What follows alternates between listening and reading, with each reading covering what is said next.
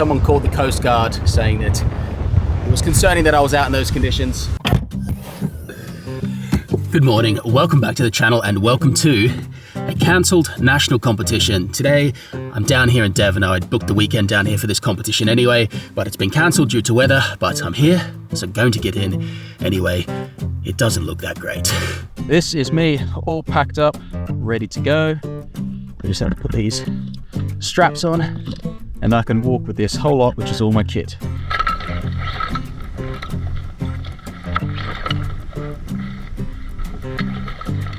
It's not the prettiest setup, but it's quite practical for these walks. Oh, look at the lovely red coloured soil and water coming in here.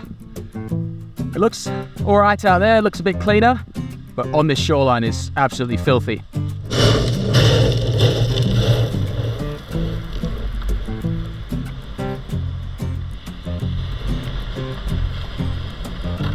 Thank you Gommers for my reef shoes. If you shore dive, get a set. They will save your booties and your feet.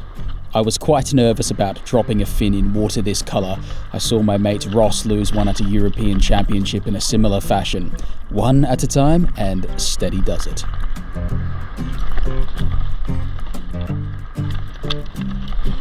You can see here all this really stirred up brown water. It's from these red cliffs here. This part of Devon has heaps of red soil in it, so when you get some onshore winds, really makes the visibility difficult on the beach. But I'm quietly confident there'll be some visibility out there. Just as I suspected, once I got out past that brown, I could see the end of my fins and beyond, so plenty of visibility to shoot a fish. That'll be the nicest conditions. It's not supposed to be easy though, is it?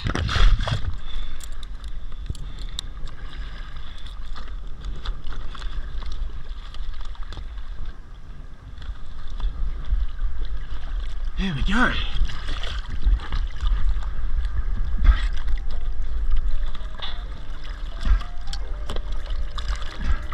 I had a few initial dives, but I was struggling to anchor the float in the right position. The wind was howling one way and the current was screaming the other, but eventually I got it anchored on my mark.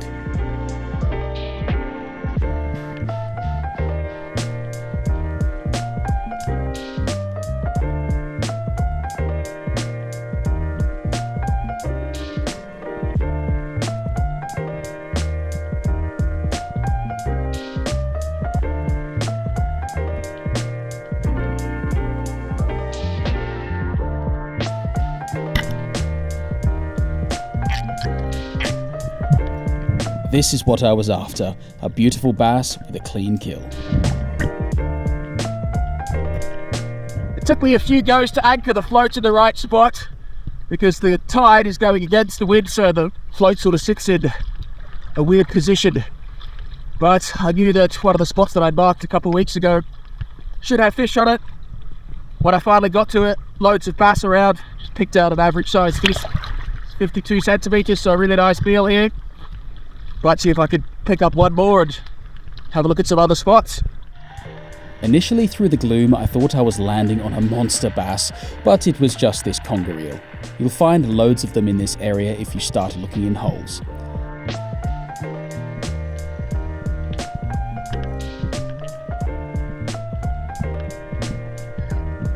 Here I'm trying to locate some larger pouting, which are these small striped fish. They look a little bit like a cross between a cod and a forkbeard. This area has some fascinating ground with loads of ledges, caves and undercuts.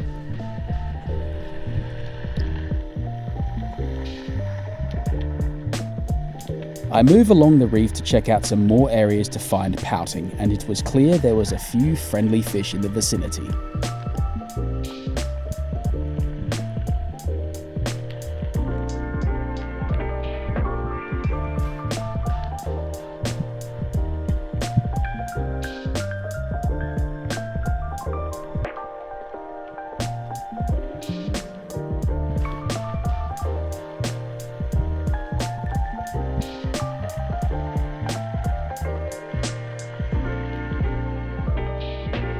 I I decided to leave these ones in peace as they were so calm and I wanted to get some nice footage.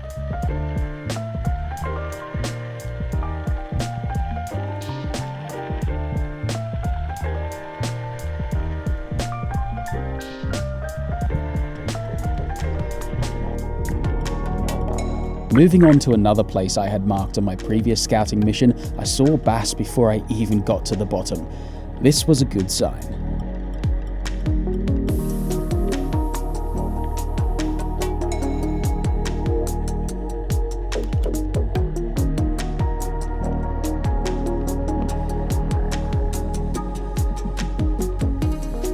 The last time I was here, I saw a couple of really big bass that would have been nudging 4 kilograms, so I was hoping one of those would be under this ledge.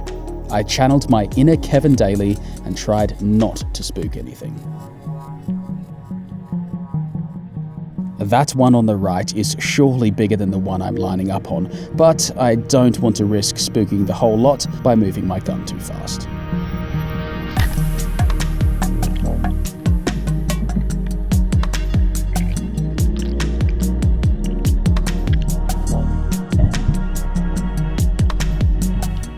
It's been a productive little swim so far. Seen lots of bass, a couple of pollock, so some of the spots that I scouted previously. Might try and go film some bass now, see how close I can get for you guys. But nice little feed.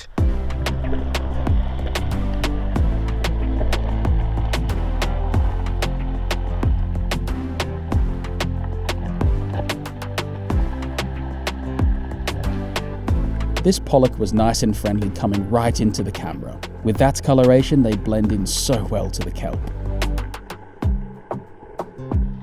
Next dive, this bass broke away from the shoal to come and check me out. Briefly.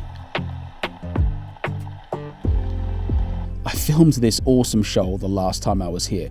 It's great to see some numbers of fish in the UK, as it's been a pretty slow start for the season for most people I know.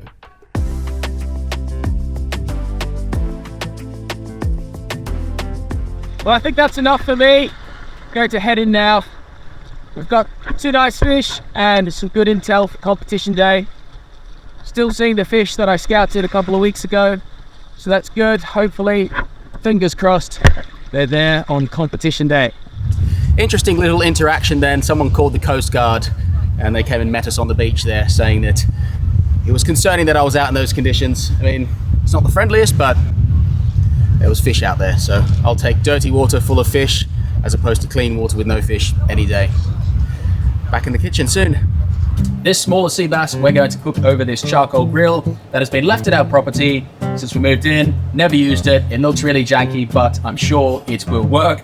With this sea bass, I have knife scaled it, or sukibiki as the Japanese would say, and it means you cut the scales off the skin so you get a really dry skin, and hopefully that crisps up a lot nicer over this charcoal. And then I have reverse butterflied it so it's spread out like a toad at the moment, but essentially you are filleting it from the inside, taking out the spine, taking out the rib bones, taking out the pin bones.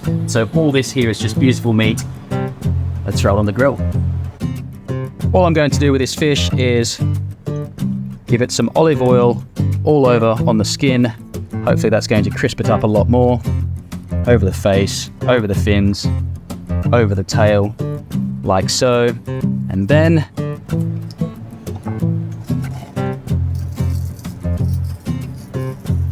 sea salt. I am by no means an expert of grilling fish, but I think you don't want to move it once it's down.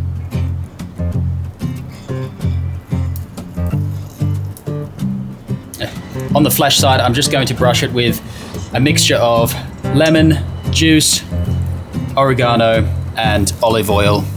Classic thing you put over fish in Greece. Reminds us of the summer. Oh, is it going to get stuck, do you think? That looks perfect. The juices from the fish are bubbling up through the spine there, and it's very hot to the touch. It is cooked underneath, and it's released from the grill. As much as I can see, we've done a little test before, but now the tricky part is trying to get it to come off in one piece.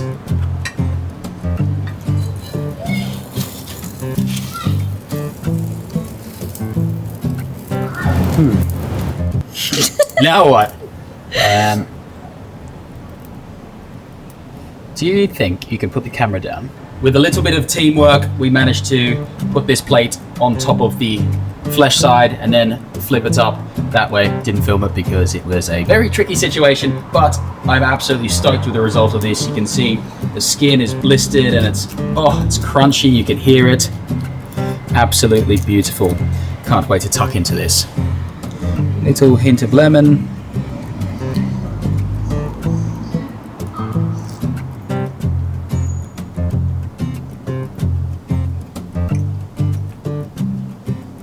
I did a fish on a barbecue and it didn't stick. And it tastes freaking amazing. You're gonna love this. Thanks so much for watching. I appreciate each and every one of you out there that is watching the videos recently, commenting, liking, and sharing with your friends. We're gonna tuck into the rest of this, but we'll see you soon on the next adventure.